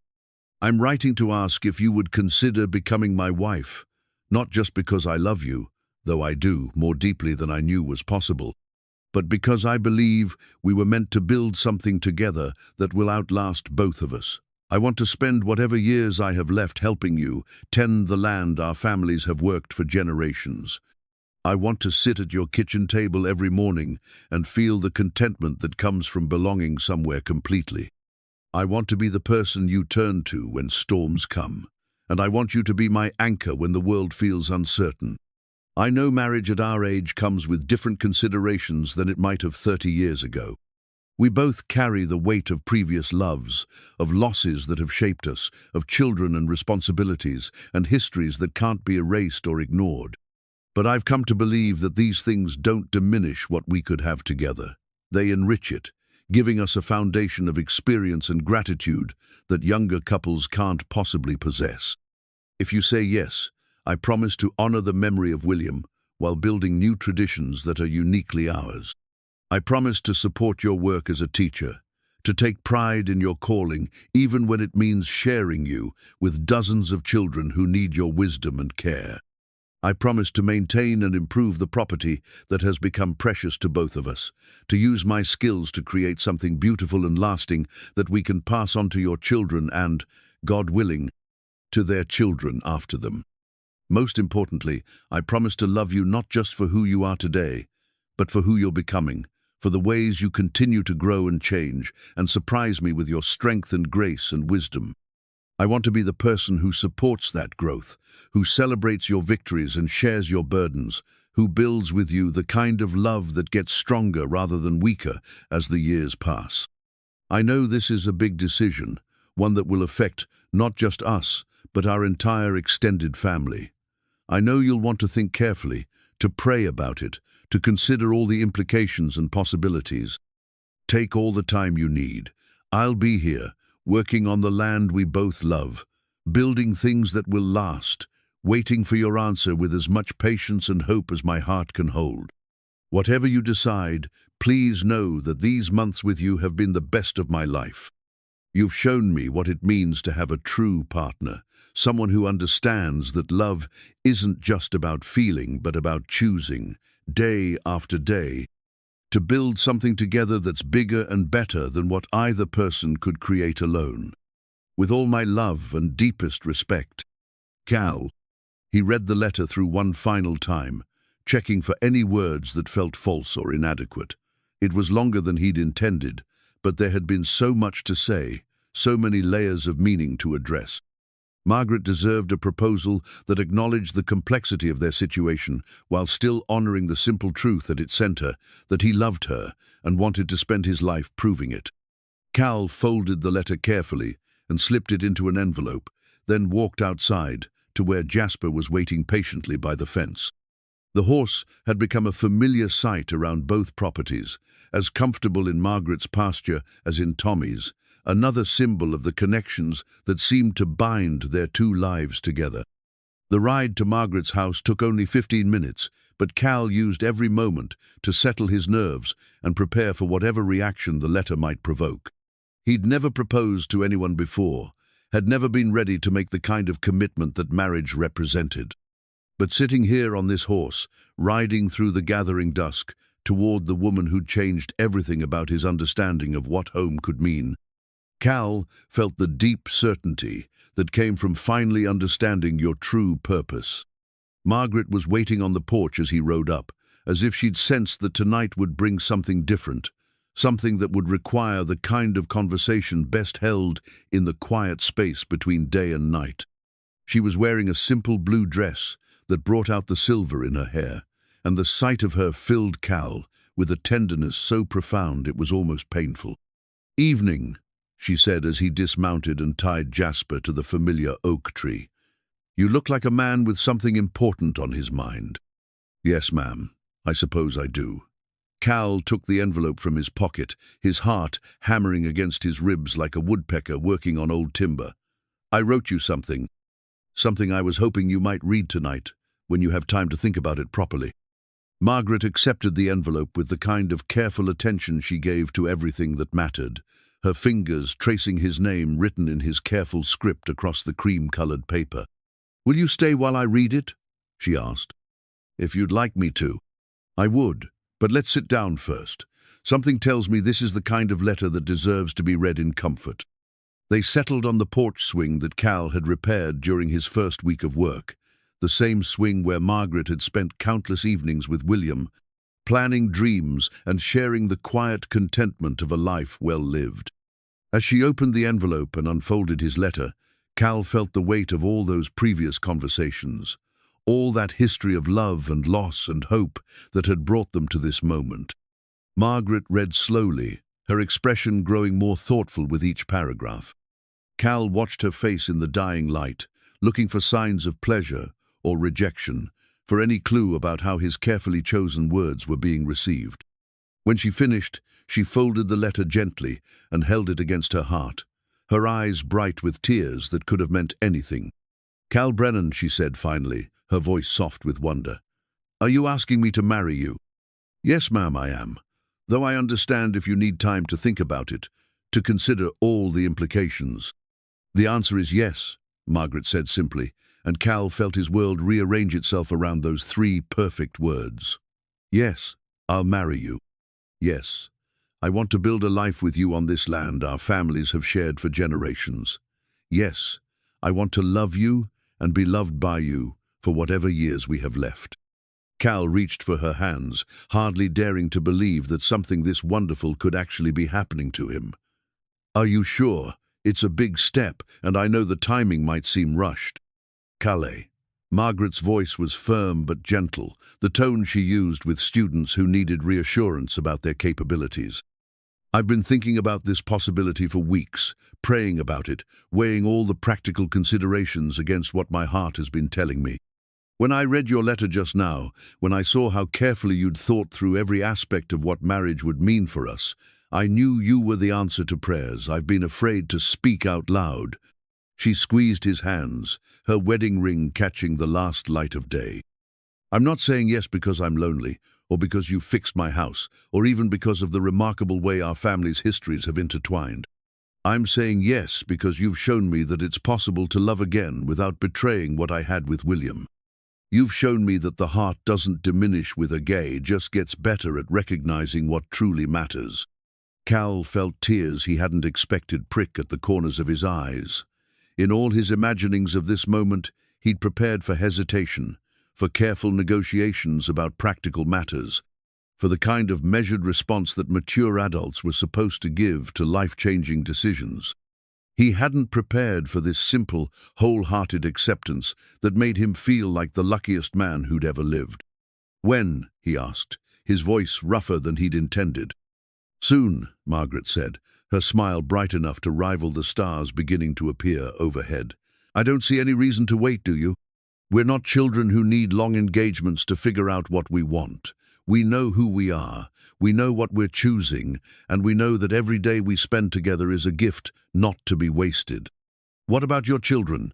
They should meet me properly, understand what this means." "They will. Sarah's coming for Thanksgiving next month, and the boys will be here for Christmas." "But Cal, my children want me to be happy. They've been worried about me living alone, about what would happen to this place if something happened to me. When they meet you, when they see how you care for the land and how you treat their mother, they'll be grateful rather than concerned." Cal thought about meeting Margaret's grown children, about explaining how a stranger had become so important to their mother so quickly.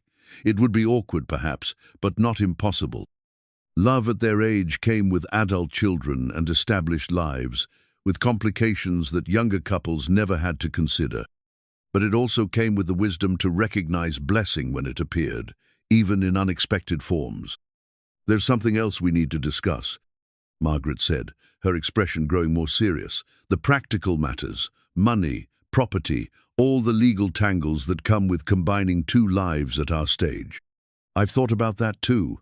Cal had indeed spent considerable time considering the financial realities of their situation. "I have savings, enough to contribute meaningfully to our household expenses. And there's work for a good carpenter in this county. I've already had 3 people ask if I'd be available for projects after I finish with Tommy's place." "The house is paid for," Margaret said. "William's life insurance and pension provide enough for basic expenses, and my teaching salary will cover the rest. We won't be wealthy, but we'll be comfortable. More than comfortable, really. And if you want to keep teaching, I want to support that completely. Your calling with those children is important, and I'd never ask you to give it up." Margaret's smile was soft with gratitude. "I was hoping you'd say that. Those children need consistency, and I need the purpose that teaching gives me. It would be difficult to imagine my life without a classroom to return to each fall." They talked through the evening as darkness settled around them, planning a future that felt both entirely new and comfortably familiar. They discussed the wedding itself, something small and meaningful, probably at the little church where Margaret had worshipped for 20 years. They talked about daily routines, about how to combine Cal's workshop needs with Margaret's gardening spaces, about the dozens of small adjustments that would turn your house and my things into our life together. "There's one more thing," Cal said as the night grew late and Margaret began to show signs of the day's emotional weight. "Something I want to give you, but not until we're actually married." "What kind of something?" Cal pulled a small velvet box from his jacket pocket, old and worn but obviously treasured. "My grandmother's engagement ring. It's not fancy, just a simple diamond in a gold setting, but it belonged to a woman who was married for 57 years to a man who loved her until the day he died. I always thought if I ever found the right woman, she should have something that carries that kind of blessing." Margaret stared at the box without opening it, her eyes bright with fresh tears. "Cal, I'm honored, but are you sure? This is your family's heritage. And you're going to be my family, the most important part of it." Cal set the box gently in her hands. "You don't have to look at it now if you're not ready. But I wanted you to know it's there, waiting for the right moment." Margaret held the box like it contained something precious and fragile, which Cal supposed it did. Family heirlooms carried more than monetary value. They carried the weight of all the love and commitment and hope that had come before, all the promises that had been kept and the dreams that had been realized through generations of ordinary people doing extraordinary things like choosing to love each other day after day, year after year. "Thank you," she said simply, "for the ring, for the proposal, for the most beautiful letter anyone has ever written to me, for seeing me not just as I am now, but as someone worth building a future with." "Thank you for saying yes," Cal replied, "for taking a chance on a man who spent 30 years wandering and is only now learning what it means to come home." They sat together on the porch swing as the night deepened around them, two people who'd found each other through what might have been the most fortunate mistake in the history of wrong turns and misdelivered letters. Above them, the Texas stars spread across the sky like scattered diamonds, and Cal thought about Uncle Ray navigating by those same constellations, about William Dell watching them with Margaret during countless evenings of shared contentment, about all the couples who'd sat on porches and made promises to love each other until death parted them. Some promises were easier to keep than others, Cal reflected, but the most important ones, the ones that shaped lives and built legacies and created the foundation for future generations, those promises were always worth whatever effort they required. In his pocket, Uncle Ray's compass pointed steadily north, toward a future that was finally clear and certain. Tomorrow, they would begin the practical work of planning a wedding and combining two lives into one shared story. But tonight, they simply sat together in the quiet contentment of two people who'd found their way home at last, ready to begin the most important chapter of a story that had been waiting decades for its proper beginning.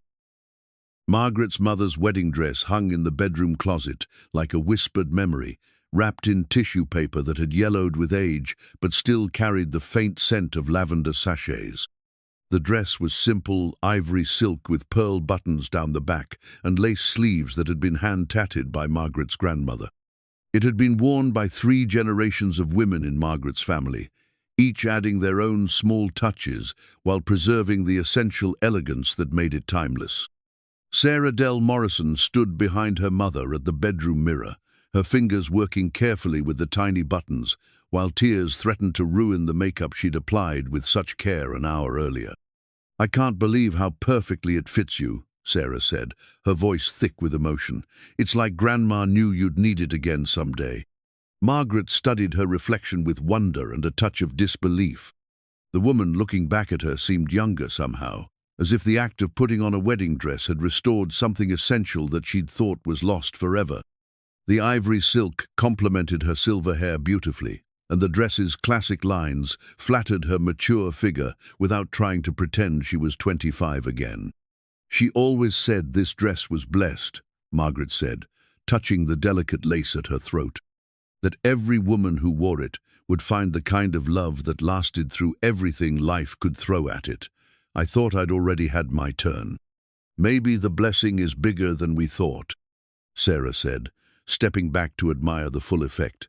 "Maybe it includes second chances and new beginnings and the courage to love again when you think your heart is too tired to try." Margaret turned to face her daughter, seeing William's eyes and nose, combined with her own stubborn chin and expressive hands. Sarah had been skeptical when Margaret first called to explain about Cal, worried that her mother was being taken advantage of by someone who'd appeared too conveniently in her time of need. But that skepticism had melted within minutes of meeting Cal the previous week, replaced by genuine warmth and obvious relief that her mother had found someone who understood her worth. "Are you sure about this, Mom?"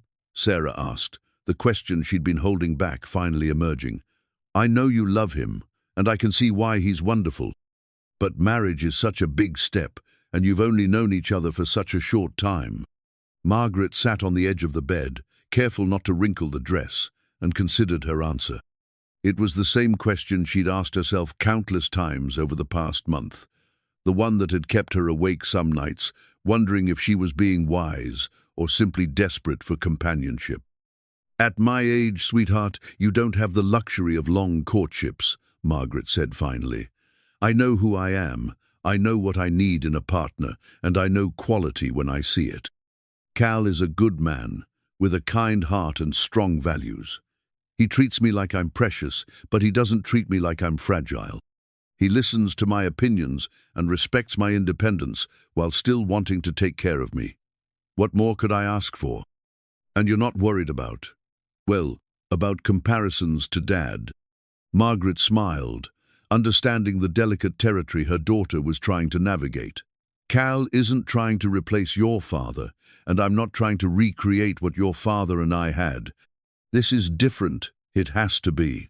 We're different people at a different stage of life, with different needs and different gifts to offer each other. She stood and walked to the window, looking out at the garden where Cal was setting up chairs for the ceremony. Even from this distance, she could see the careful attention he brought to every task, the way he tested each chair for stability and adjusted the spacing to ensure everyone would have a clear view of the altar Tommy had built from mesquite wood. "What your father and I had was the love of young people building a life from scratch," Margaret continued.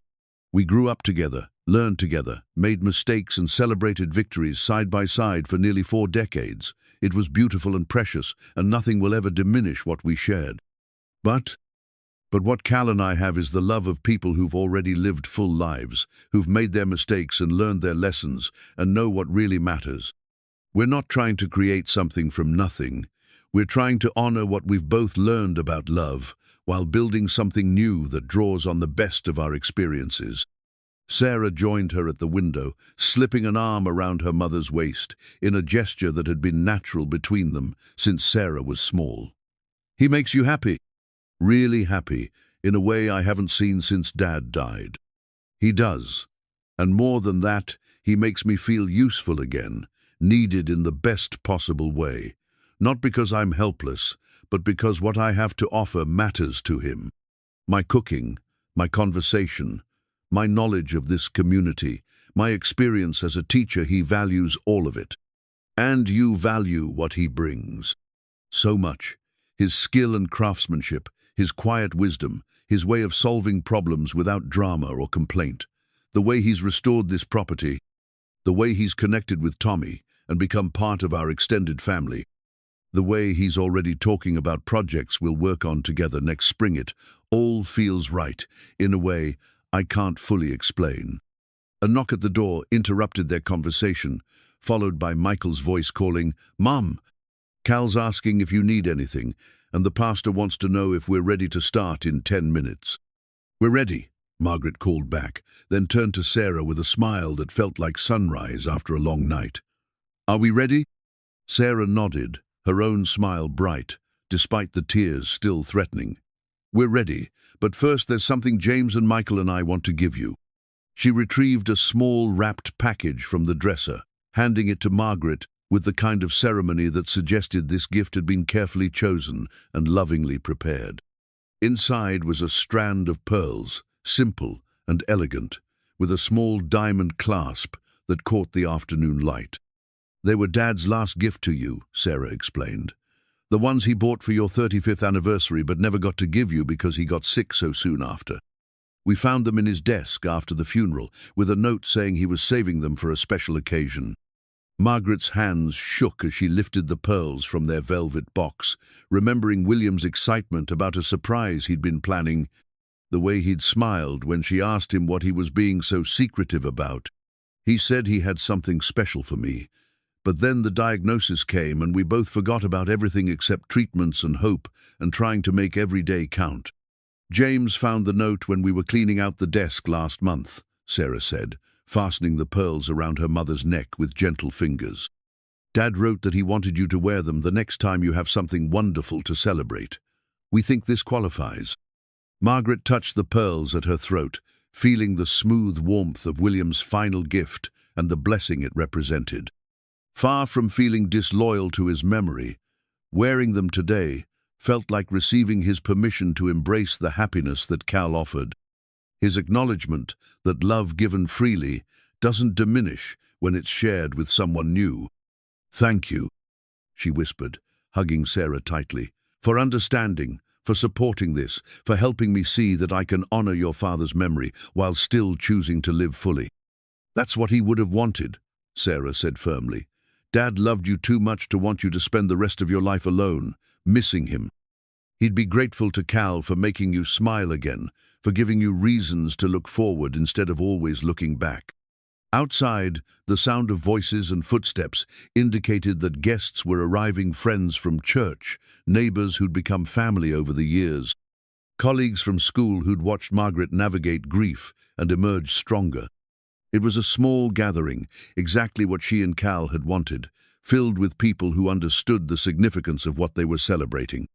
"One more thing," Sarah said, producing a small nosegay of wildflowers, bluebonnets, an Indian paintbrush, and tiny white daisies tied with ivory ribbon. "Your bouquet. Cal picked them himself this morning and asked me to arrange them. He said you'd understand the significance." Margaret did understand, remembering the first wildflowers Cal had brought her, the simple gesture that had begun to crack open her carefully guarded heart. These flowers represented the natural beauty of the land they both loved, the simple gifts that meant more than elaborate gestures, the way love could bloom in unexpected places when conditions were right. "It's time," Sarah said, offering her arm. "Are you ready to marry that wonderful man who's been pacing around the backyard for the past hour, looking like he might jump out of his skin with nervousness?" Margaret took one last look in the mirror, seeing a woman who'd been given the extraordinary gift of a second chance at happiness. The wedding dress fit perfectly, the pearls gleamed softly at her throat, and the bouquet in her hands smelled like Texas springtime and new beginnings. "I'm ready," she said, and meant it completely. "I'm ready to marry Cal Brennan and start the next chapter of our story." Together, mother and daughter walked toward the future that was waiting just outside the bedroom door, ready to celebrate love that had found its way home at last. The brass key was warm in Cal's palm as he waited beside Tommy under the mesquite arbor they'd built together that morning. It was the key to the front door of the house he'd restored without knowing it would become his home, the house where he and Margaret would begin their married life in just a few minutes. Tommy had suggested the tradition something old, something new, something borrowed, something ballooned, had offered the key as something that was both old and new, a symbol of doors closing and opening, of endings that became beginnings. Cal's hands were steadier than he'd expected them to be, considering the magnitude of what was about to happen. He'd dressed carefully in his one good suit, navy blue wool that he'd bought for his father's funeral 5 years ago and hadn't worn since. Margaret had insisted he didn't need anything fancy, that their wedding should reflect who they really were rather than who they thought they should be. But Cal had wanted to mark the occasion properly, to show by his appearance that he understood the solemnity of the promises he was about to make. Pastor Williams stood before them with the kind of gentle authority that came from presiding over hundreds of such ceremonies, his weathered face reflecting both the joy of new beginnings and the wisdom that came from understanding the true weight of marriage vows. He'd known Margaret and William for 15 years, had officiated at their children's confirmations and graduations, had helped Margaret navigate the hardest days of her grief. When she'd asked him to perform this ceremony, he'd been honored to help her step into a new chapter of happiness. The gathering was small but perfect, exactly what Cal and Margaret had envisioned when they'd planned this day. Folding chairs arranged in neat rows held the people who mattered most, Sarah, Michael and James in the front row, their faces reflecting the complex emotions that came with watching a parent remarry. Behind them sat Evelyn Harper and a dozen other friends from Margaret's teaching years, neighbors who'd become family, Tommy with his characteristic grin and his girlfriend Elena, who'd driven down from San Antonio for the occasion. Cal had no family except Tommy to witness this moment, a fact that might have made him sad in other circumstances. But looking out at the faces gathered in Margaret's backyard, seeing the warmth and acceptance in their expressions, he realized he was about to gain not just a wife, but an entire community of people who'd already begun to treat him like he belonged. The afternoon light was perfect, golden and warm without being harsh, filtered through the oak trees that had shaded this property for decades. Margaret's garden provided a backdrop of late-season flowers and thriving vegetables, evidence of the care and attention that had made this place beautiful long before Cal arrived to repair its physical structure. A meadowlark called from somewhere beyond the fence line, the same liquid song that had accompanied Cal's work here for months. He'd come to think of that bird as a kind of blessing, a reminder that this land was alive and worthy of the love that had been lavished upon it. Today, the song felt like a benediction, nature's approval of what was about to take place. Then the back door opened, and Cal forgot about birds and blessings and everything else, except the vision walking toward him on her son's arm.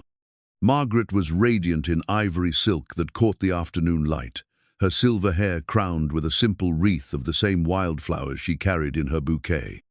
The dress was clearly vintage, probably a family heirloom, and it suited her perfectly elegant, without being ostentatious, beautiful without trying too hard. But it was her face that took Cal's breath away. Margaret glowed with a happiness so profound it seemed to emanate from somewhere deeper than mere joy. This was the face of a woman who'd found her way through grief to hope, who'd discovered that the heart's capacity for love didn't diminish with age, but actually expanded with experience and wisdom. Michael walked his mother down the short aisle with obvious pride, his military bearing softened by the emotion of the moment. When they reached the arbor, he kissed Margaret's cheek and shook Cal's hand with the firm grip of a man offering both welcome and warning. "Treat her well," the handshake said, "because she's precious to all of us." "Dearly beloved," Pastor Williams began, his voice carrying easily across the small gathering, "we are gathered here today not just to witness the joining of Cal and Margaret in marriage, but to celebrate the remarkable way God works through circumstances we might call coincidental to bring about His perfect will." Cal felt Margaret's hand slip into his, her fingers warm and steady, grounding him in the reality of this moment. He'd imagined this scene countless times over the past month, but the actual experience was more profound than anything his imagination had conjured. Standing here beside this remarkable woman, surrounded by people who wished them well, Cal felt like he was finally stepping into the life he'd been meant to live all along.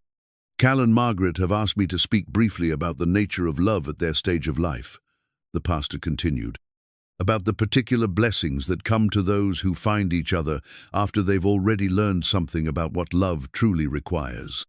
Cal squeezed Margaret's hand gently, remembering the conversations they'd had about this very topic, the way second love was different from first love, deeper in some ways because it was informed by experience, more precious because it was unexpected. "Young love is beautiful," Pastor Williams said, "but it's often based on hope and dreams and the untested belief that feelings alone will sustain a relationship through whatever challenges arise. Mature love, the love that Cal and Margaret bring to each other today, is based on proven character, on demonstrated commitment, on the kind of wisdom that comes only from having weathered life's storms and emerged with hearts still capable of trust and generosity." The pastor smiled at them both, his expression warm with approval. "This is not love that needs to prove itself through grand gestures or dramatic declarations. This is love that speaks through daily kindnesses, through shared work, through the quiet contentment of two people who know how rare and precious it is to find someone who truly sees you and chooses to love what they see." Cal felt the truth of those words settle into his bones like mortar between bricks. What he and Margaret had built together wasn't based on passion or infatuation. It was based on recognition, on the deep satisfaction of finding someone whose values aligned with his own, whose company he craved, not because she completed him, but because she complemented him perfectly. "The vows you're about to exchange," Pastor Williams said, opening his worn Bible, "are the same words that have bound couples together for generations. But they carry special meaning when spoken by people who understand what they're promising, who've learned through experience what it truly means to love someone in sickness and in health, for richer and for poorer, in good times and in difficult ones." Cal turned to face Margaret fully, seeing his own emotions reflected in her eyes: gratitude, wonder, and the kind of joy that came from finding something you'd never dared to hope for. Her wildflower bouquet trembled slightly in her free hand, the only sign of nervousness in an otherwise composed demeanor. "Cal," Pastor Williams prompted, "please repeat after me." The words came easily, flowing from Cal's lips with the certainty of absolute truth. "I, Cal, take you, Margaret, to be my wife, to have and to hold from this day forward, for better, for worse, for richer, for poorer, in sickness and in health, to love and to cherish, until death do us part." Each phrase carried weight beyond its traditional meaning. Cal was promising not just to love Margaret, but to honor the life she'd already lived, to respect the grief she'd carried and the healing she'd achieved. He was promising to be worthy of the trust she was placing in him, to prove every day that her decision to risk her heart again had been the right one. Margaret's voice was steady and clear as she repeated the same vows, her eyes never leaving his face. When she promised to love him until death do us part, Cal heard not just commitment, but courage, the courage of a woman who'd already faced loss and was choosing to risk it again because love was worth whatever pain might come. The exchange of rings was simple but profound. Cal slipped his grandmother's diamond onto Margaret's finger, where it nestled beside William's wedding band, like a bridge between past and future. Margaret's ring for him was a simple gold band they'd chosen together in town, nothing fancy but solid and well-made, the kind of ring that would wear well over decades of honest work. "By the power vested in me," Pastor Williams declared, his voice rich with joy, "I now pronounce you husband and wife. Cal, you may kiss your bride." The kiss was gentle, reverent, full of promise for the future they would build together. When they broke apart, the small gathering erupted in applause and cheers, but Cal barely heard them. He was too busy looking at Margaret's wife and marveling at the extraordinary series of events that had brought them to this moment. As they turned to face their guests as husband and wife, Cal felt the brass key pressing warm against his leg through his pocket. Soon, he would carry Margaret across the threshold of the house they would share, using that key to open the door to their new life together. But for now, it was enough to stand beside her in the golden afternoon light, surrounded by love and laughter, and the incredible sense that everything had finally, perfectly, fallen into place. The meadowlark sang again from beyond the fence line, and Cal smiled, knowing he was home at last. The battered metal thermos sat on the kitchen windowsill, exactly where it had appeared every morning for over a year now, catching the first light of dawn and casting familiar shadows across the sink where Cal had learned to find it during those early days of working on what he'd thought was Tommy's property. But now Margaret filled it herself each morning, the ritual as natural and comforting as breathing, a daily reminder of how the most important gifts in life often came disguised as ordinary kindnesses. Cal watched his wife of 14 months, moving through their morning routine with the same gentle efficiency that had first attracted him to her character. She moved differently now than she had when they'd first met, with more confidence, more joy. The careful uncertainty of a woman living alone, replaced by the comfortable assurance of someone who knew she was loved and needed and appreciated for exactly who she was. "Coffee's ready," Margaret said, though Cal had already known it would be. Their morning rhythm was as dependable as sunrise, each of them contributing to the comfortable pattern they'd developed through months of learning to share space and time and the countless small decisions that made up a life together. Cal accepted his cup with the same gratitude he'd felt that first morning when he'd found the thermos waiting mysteriously on the tree stump. The coffee was perfect. Of course, Margaret had been watching him long enough to know exactly how he liked it, and now she made it that way without thinking. The kind of intimate knowledge that developed between people who chose to pay attention to each other's preferences and needs. "Tommy called last night after you went to bed," Margaret said, settling across from him at the table that had become the center of their shared life. "Elena's agreed to marry him. He wanted us to be the first to know." Cal grinned, warmth spreading through his chest that had nothing to do with the coffee. Tommy had been courting Elena Rodriguez for the better part of 6 months, ever since she'd attended their wedding, and charmed everyone with her quick wit and obvious affection for Cal's eccentric cousin. "It's about time. He's been mooning around like a teenager for weeks. He asked if we'd stand up with them at the ceremony. Apparently, our wedding gave him the courage to propose." "Of course we will." Cal could think of nothing he'd rather do than support Tommy in finding the same kind of happiness that had transformed Cal's own life so completely. "When are they thinking?" "Spring. Elena wants wildflowers, and Tommy wants you to build them an arbor like the one you made for our ceremony." Cal nodded, already picturing the design in his mind. Building things for people he loved had become one of his greatest pleasures, combining his natural skill with the deep satisfaction that came from creating beauty for its own sake rather than for payment. He'd built a new chicken coop for the Hendersons down the road, repaired the church steeple after last spring's storm, and was currently working on a playground addition for Margaret's school-old projects that felt less like work and more like contributions to the community that had embraced him so completely. "Speaking of building," Margaret said, her tone carrying the particular excitement that meant she'd been thinking about something special. "I had an idea about the spare bedroom upstairs." "Oh," Cal had wondered when Margaret would want to address that room. It had been William's study during his lifetime, then a storage space for things Margaret couldn't bear to sort through during her worst days of grief. Since their marriage, it had remained largely untouched, a gentle acknowledgement that some changes took time to feel right. "I was thinking we could turn it into a proper workshop space for you, somewhere warm to work during the winter months, with good light for detail work. The electrical is already adequate, and there's plenty of room for a workbench and tool storage." Cal set down his coffee cup, struck by the thoughtfulness of the suggestion. He'd been working out of the barn most days, which was fine during good weather but less pleasant when winter winds cut through the gaps in the old boards. Having a dedicated space inside the house would be a luxury he'd never imagined. "Are you sure?" he asked. "That room has a lot of history for you." "It does," Margaret agreed, "but history doesn't have to mean stagnation. William used that room to create things, 2 lesson plans, articles for the local paper, the stories he wrote for the children when they were small.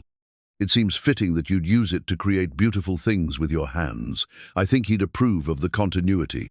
Cal reached across the table and took her hand, marveling again at how naturally they'd learned to navigate the complex territory of honoring past love while building something new.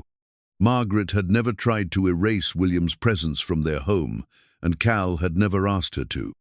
Instead, they'd found ways to weave their new life around and through the memories, creating something richer and more complex than either could have built alone.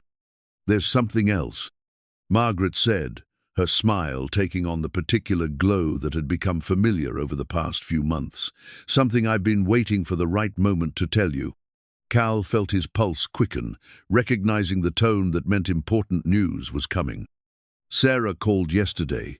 She and David are expecting their first child. We're going to be grandparents." The word hit Cal like a physical force. Grandparents. He'd never imagined himself in that role, had assumed that his solitary life meant he'd miss out on the particular joy of watching new generations come into the world. But Margaret's children had embraced him with surprising warmth, treating him not like an interloper, but like someone who'd always been meant to be part of their family. "That's wonderful news," Cal said, his voice rougher than he'd intended. "How is Sarah feeling?" "Excited, nervous, grateful. All the things you'd expect from someone carrying her first baby at 34. Margaret's eyes were bright with anticipation. "She asked if we'd consider coming to Dallas for the birth, maybe staying for a few weeks to help with the transition." "Of course we will. Whatever she needs, whatever you want to do." Margaret squeezed his hand, her expression soft with gratitude and love. "I know this is all new for you, being part of a family with children and grandchildren and all the complications that come with it. I hope it doesn't feel overwhelming." Cal considered the question seriously. A year ago, the idea of being drawn into the complex web of family relationships would have terrified him. He'd spent 30 years keeping his life simple, his commitments minimal, his emotional investments carefully controlled. But sitting here in this kitchen, thinking about Sarah's baby and Tommy's wedding, and all the ways his life had expanded beyond anything he'd ever imagined, Cal felt only gratitude. "It doesn't feel overwhelming," he said finally. "It feels like belonging." They finished their breakfast in comfortable silence, each lost in thoughts about the future that was unfolding around them. Outside, the autumn morning was crisp and clear, with the kind of light that made everything look newly created. Cal could see the garden Margaret was planning for next spring, the workshop they would build together in the upstairs room, the chicken coop he'd expand to accommodate the flock Margaret wanted to add. "I should get to work," Cal said, though he was reluctant to leave the warmth of the kitchen and Margaret's company. He had a custom cabinet job to finish for the mercantile, and the afternoon would bring a visit from a young couple who wanted to discuss building them a house on the far side of Tommy's property. "And I have papers to grade," Margaret said, gesturing toward the stack of third-grade essays that waited on the counter. 24 explanations of what I want to be when I grow up, that need to be read with appropriate enthusiasm and encouragement. Cal kissed her goodbye, a ritual that still filled him with wonder, even after 14 months of marriage.